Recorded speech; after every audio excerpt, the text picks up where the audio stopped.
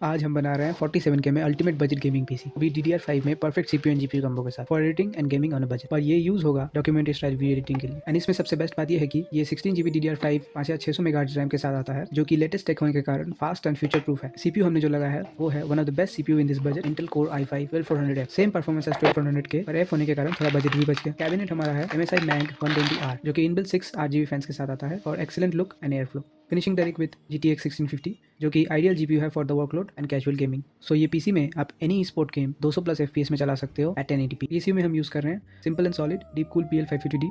कुछ लोग तो अच्छा स्पेक्स और सस्ते के चक्कर में कुछ भी लगा देते हैं।